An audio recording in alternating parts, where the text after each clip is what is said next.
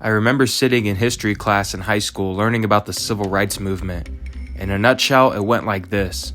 MLK had a dream, Rosa Parks said no, and LBJ signed the Civil Rights Act of 1964, and we all lived happily ever after. But there was one thing that always bothered me, the fact that one of the most important figures of the civil rights movement, Malcolm X, is almost entirely skipped. I remember watching a documentary in history class in 11th grade, and the only mention of Malcolm X was that he was the bitter rival to MLK and advocated for violence and black supremacy.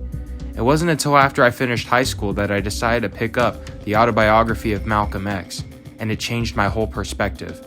So why does American history neglect the importance of Malcolm X and the Black Muslim movement? Let's dive deeper.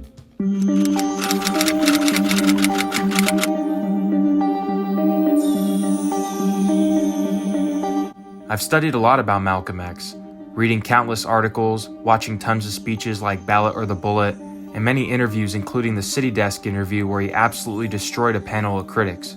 I kept trying to figure out why he's so often overlooked. On April 4th of every year, hundreds of people attend the commemoration of the anniversary of the King assassination at the Lorraine Motel in Memphis. But I can bet you that less than 1% of people can tell you where and when Malcolm was assassinated. There's no national holiday for Malcolm. May 19th is just another day in America. Streets all over America are named after MLK, while there's only a small amount named after Malcolm. So why are people hesitant to talk about Malcolm? Was he an extremist or a racist? Well, not at all. I've watched the most controversial interviews I could find, and not one has him spewing any hate speech or any black supremacy. Was he ostracized due to the affiliation with Elijah Muhammad and the Nation of Islam? I don't think so. Muhammad Ali was affiliated as well, and history usually shows him positively. After searching far and wide, I think I found the reason why he's so often antagonized. In an interview from 1963 at the University of California, Berkeley. In this interview, he sits down with Berkeley professor John Leggett and a student, Herman Blake.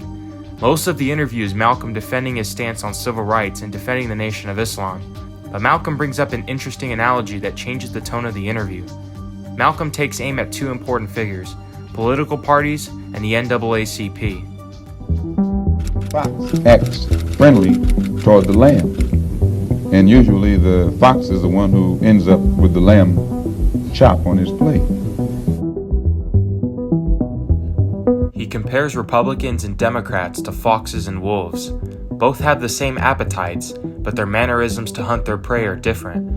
Malcolm particularly attacks white liberal Democrats and accuses them of hijacking the movement for their own political gain. He calls both liberals and conservatives racist, but says liberals are better at disguising themselves as friends of black people. He attacks the labor secretary of the NAACP, Herbert Hill, a white man, for being one of those wolves. Herbert Hill was an informant for the Socialist Workers' Party in the 1940s, and Malcolm called out Hill for using the NAACP for his own political gain. Malcolm referred to SNCC, or the Student Nonviolent Coordinating Committee, as a proponent of the white political machine that benefits off the voting efforts of blacks. The large number of white students who have gone into the South, for example, working for SNCC and other organizations. Not working for SNCC or other organizations, but working for the white political machines who benefit by the voting efforts of Negro.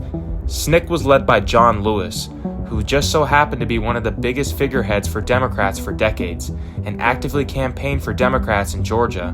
What's interesting about SNCC is that the second the new chairman, Stokely Carmichael, replaced Lewis in 1966, the U.S. government attacked SNCC until they were finally dissolved because of fears that SNCC was becoming a, quote, black power organization. Due to the changing political climate of the 1960s, the Democratic Party rebranded themselves as the Progressive Party and used powerful influences to help garner support through marches and picketing. The 1963 March on Washington was the most important march in the 20th century. The speakers were selected by A. Philip Randolph and included John Lewis, Bayard Rustin, and Roy Wilkins, president of the NAACP. What's interesting is that all these people have something in common. They publicly rejected the Black Power movement and shunned the Nation of Islam. It was obvious that only hand-picked black leaders had a voice in America, and since Malcolm X was vocal about the parroting of black leaders, he was attacked by the media and other black leaders.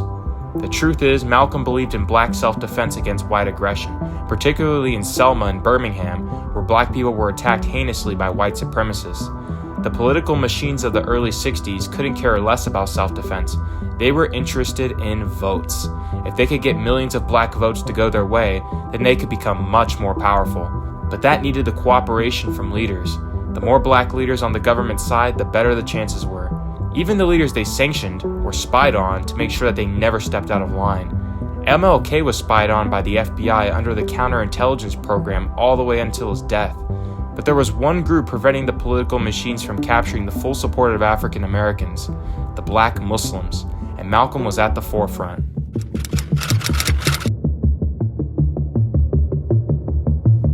The counterintelligence program was designed to disrupt and destroy all organizations that the FBI deemed too radical.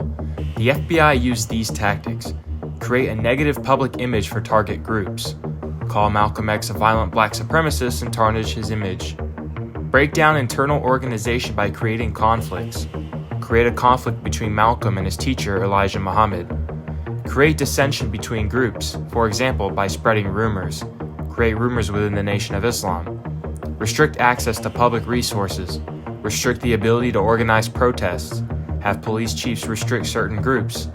All of these severely diminished Malcolm's ability to reach his audience. Malcolm faced consistent attacks by the media and have to frequently battle reporters. Reporters would try to bait Malcolm into making a controversial statement with questions like, "Do you hate all white people?" Do you hate all white people? I don't think it's a fair question. In the last years of his life, Malcolm X would later visit Africa and made his pilgrimage to Mecca and changed his name to El Hajj Malik El-Shabazz. On February 21, 1965, he was assassinated in Harlem while giving a speech. The men who were arrested claimed that they were framed. The FBI's #1 target was gone, and they would soon move on to other black leaders like Fred Hampton. But even to this day, Malcolm X is still seen as an extremist who was the opposite of Martin Luther King. Violent, angry, and full of rage and racism. This couldn't be farther from the truth. The truth is, the government and media smeared him and made him into a villain because he dared to go against the system that was exploiting African Americans out of their votes. And because of that, Malcolm's image has since been a subject of controversy. If you want to know more about Malcolm's life and his rise to notoriety, I highly suggest reading his autobiography by Alex Haley. Who taught you to hate the texture of your hair? Who taught you to hate the color of your skin? Who taught you to hate the shape of your nose and the shape of your lips? Who taught you to hate yourself from the top of your head to the soles of your feet? Who taught you to hate your own kind? Who taught you to hate the race that you belong to? So much so that you don't want to be around each other.